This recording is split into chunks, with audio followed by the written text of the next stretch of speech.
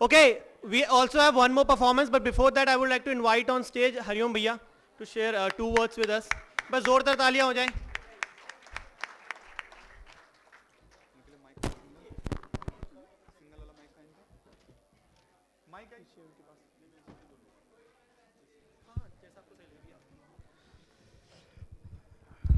Good afternoon, दोस्तों.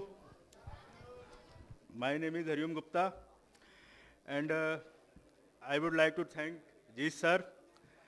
उन्होंने ये मौका दिया मुझे यहाँ बोलने का, और जीत सर अंडर उन guidance and vision of Jeet sir, the Shrine of English have become one of the pioneer institutes to learn English since 19 years. And one thing I listen in मुशायरा that Sikandar कभी किसी हालात के आगे नहीं हारा. मैं कहता हूँ कि सिकंदर हारा और उसको हराया एक शिक्षक की जिद ने. उस जो शिक्षक थे आचार्य चाणक्य तक्षशिला से. तो आज मैं आपको जिद के बारे में बताना चाहता हूँ कि जिद क्या होती है. जब हम जिद के बारे में कहते हैं तो हमारे मन में तस्वीर उभरती है एक ऐसे आदमी की जो किसी की नहीं सुनता है और अपने मन की ही करता रहता है. अधिकतर हम जिद्दी को नेगेटिव सेंस में लेते हैं, जबकि मेरे हिसाब से जिद्दी व्यक्ति काफ़ी पॉजिटिव होता है अगर वो पर्पज के साथ जुड़ जाता है. तो जिद्दी को इंग्लिश में अडामेंट, आपका इंट्रैक्टेबल और स्टबन आदि बोला जाता है, जबकि हिंदी में इसको जिद्दी, हठधर्मी, हठी, अड़ियल आदि शब्दों से नवाजा जाता है. जिद को अगर हम देखें तो ये काफ़ी पॉजिटिव थिंग है. सपोज करो क्या होता अगर थॉमस अल्वा एडिसन जिद नहीं करते तो क्या हम बल्ब की रोशनी देख पाते? राइट ब्रदर्स अगर जिद नहीं करते तो हम हवाई जहाज की सैर कर पाते? धीरूभाई अंबानी की जिद एक कहानी है, पेट्रोल पंप अटेंडेंट से लेके भारत के सबसे अमीर आदमी बनने तक की. अगर मैं पूछूं आप में से कितने लोगों ने अपनी जिद के लिए डांट खाई है, तो मैं अगर सोचूं तो मुझे लगता है अधिकतर लोगों का जवाब होगा हाँ मैं. पर मैं इसको काफ़ी सही मानता हूं. जिद को जिद एक जुनून पैदा करती है जिससे कि व्यक्ति अपने मकसद में सफल होने के लिए अपनी पूरी ताकत, क्षमता व एनर्जी लगा देता है. सैकड़ों एग्जाम्पल हैं दुनिया में जिन्होंने अपनी जिद से सफलता के नए मुकाम हासिल करे. उनमें से कुछ मैं आपके सामने बताना चाह रहा हूँ. एक है अरुणिमा सिन्हा. वो नेशनल लेवल की वॉलीबॉल प्लेयर थी. 2011 में वो ट्रेन से सफ़र करते समय कुछ लुटेरों ने उन्हें लूटने की कोशिश करी और उन्होंने विरोध किया तो लुटेरों ने उन्हें ट्रेन से बाहर फेंक दिया.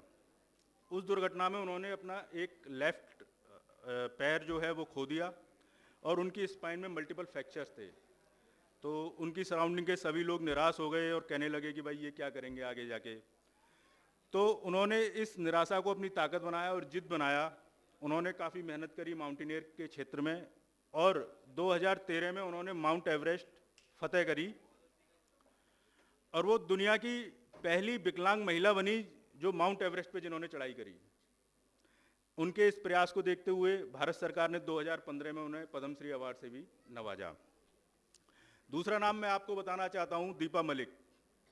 दीपा मलिक एथलीट्स थी और 30 साल की उम्र में उनको 3 ट्यूमर सर्जरी हुई और उनके शरीर का निचला हिस्सा पूरा लकवाग्रस्त हो गया.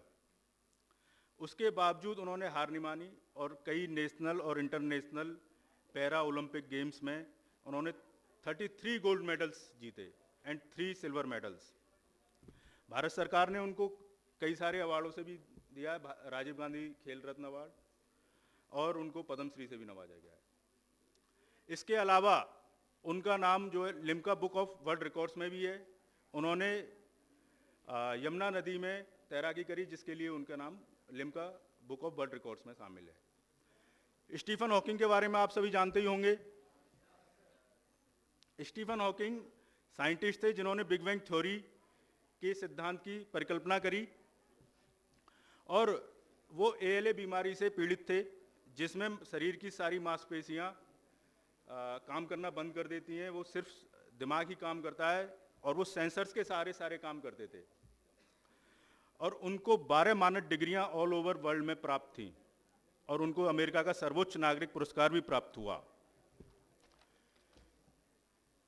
तो जिद जो है काफ़ी पॉजिटिव थिंग है। और आपने देखा होगा, जब कोई सैनिक अड़ जाता है अपनी जिद पर, तो वो मर जाता है लेकिन कदम पीछे नहीं हटाता है। तो सफल होने के लिए जिद बहुत ज़रूरी है। गिव अप करना आसान होता है, लेकिन हार ना मानकर अपने लक्ष्य को प्राप्त करने के लिए जिस चीज़ की सबसे ज़्यादा ज़रूरत है वह है जिद और उससे उत्पन्न हुए जुनून की। मैंने कई लोगों को सुना है जो हमेशा अपनी असफलताओं के लिए किसी ना किसी को दोष देते रहते हैं। कोई कहता है गवर्नमेंट की पॉलिसी नहीं है, कोई कहता है मुझे सुविधाएं नहीं मिली, कोई कहता है मेरी परिस्थितियां ऐसी नहीं हैं। लेकिन मैं कहता हूं कि हम सब सफल हो सकते हैं, लेकिन ज़रूरत है जिद के साथ प्रयत्न करने की। आखिर में मैं इसको समाप्त कर रहा हूं इन दुष्यंत कुमार जी की लाइनों के साथ कि कौन कहता है आसमां में सुराख नहीं हो सकता, कौन कहता है कि आसमां में सुराख नहीं हो सकता, एक पत्थर तो तवे से उछालो यारो। नमस्कार, धन्यवाद।